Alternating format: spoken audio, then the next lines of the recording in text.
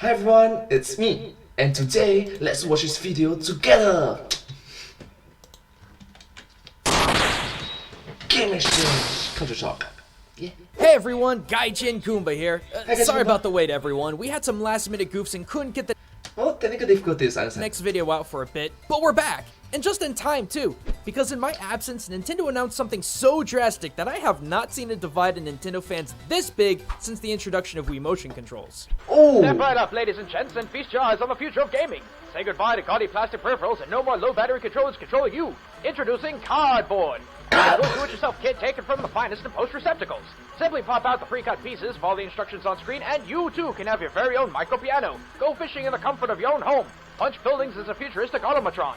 Even create your own man who falls down. A man who falls down, ladies and gentlemen. And how much would such a fantabulous contraption cost? $40? $50? Well, right now you can get your hands on this Like $4, $5, I guess? futuristic gaming set for only $70. What? I mean, what? $70 for cardboards? That's $70 for all these amazing contraptions you can probably make yourself. Do I hear any takers? Yeah, I've never seen so many confused faces in my life. In the past, Nintendo's been pretty wacky when it comes to its add-ons. From as far back as the SNES era with its D-battery draining oversized Super Scope, to the Wii's plethora of expandable sports equipment, to even the Switch where Nintendo is still pushing that freaking Mario Kart wheel. But this? These $70 sheets of cardboard seem to have really taken the cake with everyone.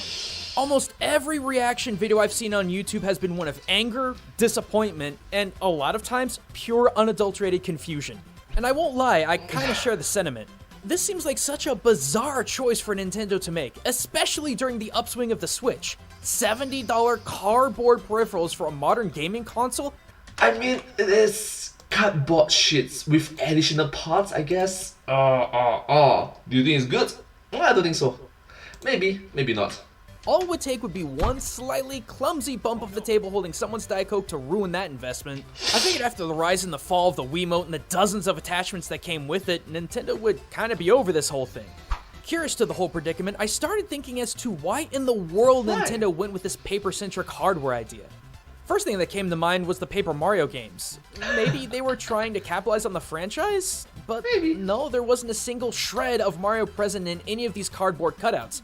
You'd think maybe a Mario sticker or two, or maybe even the kids could draw something in, but nothing. Alright, I thought, maybe this is more hard-rooted into traditional Japanese culture, because after all, if my countless videos on Nintendo's various franchises have taught me anything, True is, why so Japan? it's that they love their domestic cultural references. And there isn't much that's more traditionally Japanese than origami. From 794 to 1185, origami was a centerpiece in both religion and ceremony in Japan. Literally thousands of years already, right? It is literally millenniums. It's not centuries, it's not decades, it is literally millenniums. So yeah. Mostly due to how expensive and hard to make paper was for the time. But around the 1600s, the advancement of technology made paper much easier to make, and not only contributed to the origami boom, but the ukiyo-e art boom as well. But Labo isn't really origami, is it? Yeah, it's paper-ish and folding is involved, but Labo utilizes pre-cut sheets and intensive instructions in order to create the different game peripherals, whereas the only consistency origami had was its perfectly square paper. Even then, that singular rule got broken constantly. There had to be something more, maybe something unique within Nintendo as a company.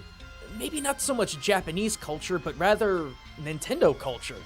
After some digging around Nintendo's history, well, I hate to say it guys, but we should have seen Labo coming from a mile away. What? Nintendo hasn't always been the juggernaut titan of a video game company it is today. In fact, you want to talk about a company that just kept throwing darts at a wall until something stuck? Nintendo was the embodiment of the meaning of its own name, leave luck to heaven. Cause these guys tried everything till they finally lucked out in video games. Well, it's true, understandably, a lot of tests, trial and error, and to be honest, I respect that effort. In the very beginning, Nintendo started making Hanafuda playing cards back in 1889, continuing to do so until the 1960s. It was pretty dang lucrative, but starting to hit the saturation point when the 60s rolled around. The next big idea from the big end was a little invention created by Nintendo maintenance engineer Gunpei Yokoi called the Ultra Hand in 1966. A grabby mechanical hand that apparently was used by kids in order to steal people's wallets and kangaroos? Seems like a weird product, but it did sell over 1 million units in Japan. Wow, that's a huge profit.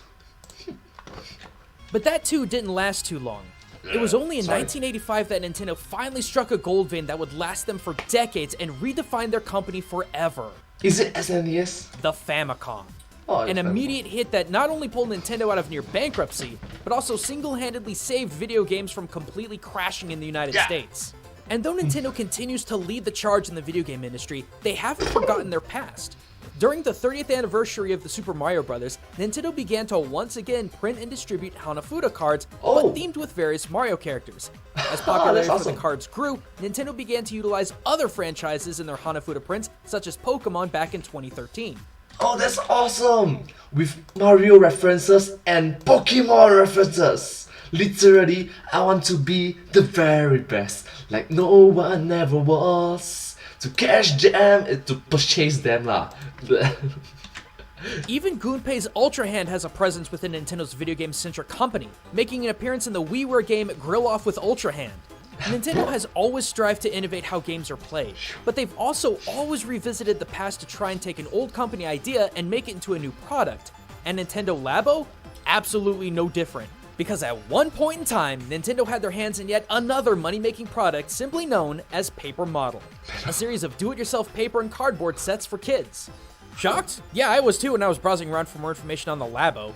Thanks to a humble blog called BeforeMario.com, to which I gotta credit a lot of my information to, I came to find out that the most perplexing announcement from Nintendo in over a decade Make, play, discover. was actually more foreseeable than the ending of a core Mario game. I mean, it made sense at the time. Nintendo had access to printing companies and even some in-house creation for what, 50 years? And now with Hanafuda cards almost exclusively being used for underground gambling, it was smart of them to want to move away from producing playing cards and try something a little more family-friendly. Nintendo tinkered with the idea of cutout models for their Picture Cutter series back in the late 60s, but 1974 was when they went all in with their Paper Model series. In it were two types of packages within 3 different sets. Package-wise, there was the standard paper model, which had a single sheet of cutout pieces for 100 yen. Then there was the panorama paper model that had 4 or more sheets at 300 yen. Wow. As far as the sets go, Nintendo began production by starting with the vehicle series. Everything from airplanes to sporty cars to even gigantic warships like the Yamato were sold to kids to construct and play. Fun fact, do you know that Yamato is being remembered as one of the most heavily armed battleships, like ever. One of the most heavily armed. Up next was the building series, and for only having a few cuts to work with, some of these buildings I think are really exquisite. From modern homes to elaborate farmhouses to rigid pagodas, all of this could be built by hand and by children. Finally, you have my favorite, the animal sets.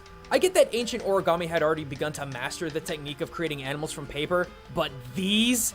With colors and texture. These were kinda nuts. Though more Complex. simplistic in construction than the first 2 series, the animal series I think has some of the most unique detail. Vehicles and houses are pretty geometric in shape as is, but to make something like an elephant out of paper and have it look this good is really impressive. True. Now, while the Nintendo Paper Model series has been It's actually quite very remarkable. out of print for decades now, the spirit of it still lives on within Nintendo's properties. but- When but- Nintendo faced rights issues with Square Enix and Mario RPG, it's very likely that the aforementioned Paper Mario was born from Nintendo's past history with papercraft. I mean, they even released 4 papercraft patterns to help promote Mario and Luigi Paper Jam. So, considering all this, That's awesome. it's not at all surprising Nintendo would announce something like Labo. Heck, with all the past investment in factories and printing, I'm surprised they didn't do this sooner. Because this is the thing I learned about Nintendo while researching this episode. They are always experimenting with new ways to play games. I Not agree. just video games, but even more traditional games. I've heard they actively hire on new staff with 0 video game experience on purpose so they can get a fresh take on new ways to play.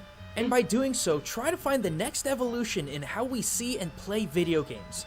Like for example, if the game is being catered to general public, that means professionals can master it, amateurs can leisurely play it, and for me, I'll react to it. So Sometimes this approach works and sometimes it doesn't. But no matter how strange or left field Nintendo might be when it comes to their new products, I wouldn't discount their new ideas so quickly. Sure. By trying to hybridize the way they make video games with the knowledge of their past products, who knows? An old idea might lead to the next innovation. So if anyone's gonna make a series of cardboard cutouts to use as imaginative tools to play video games, I can't think of anyone more qualified than Nintendo. But thanks for watching, everyone. I just recently got done doing some big request videos about Zero from Borderlands 2 and Overwatch's Year of the Dog skins over on my channel, but Matt and Austin have been coming up with some pretty crazy videos on human psyche involving Pokemon and Doki Doki Literature Club. There's always exciting content coming from us theorists, so be sure to subscribe to stay up to date on all of our newest videos. But Thank you so until then, much. everyone, this is 𝐍𝐢𝐧𝐭 signing out. Please remember that it's always good to be open-minded. And thank you so much for watching this video. I hope this video has been very interesting and unique for you to watch. If you do like this video, please remember to like, share and subscribe to my channel and comment down below if you have anything to share with us. Don't forget to follow my channel and hope to see you in my next video. But hey, that's just a game exchange. Culture shock. Thanks for watching. Thank you.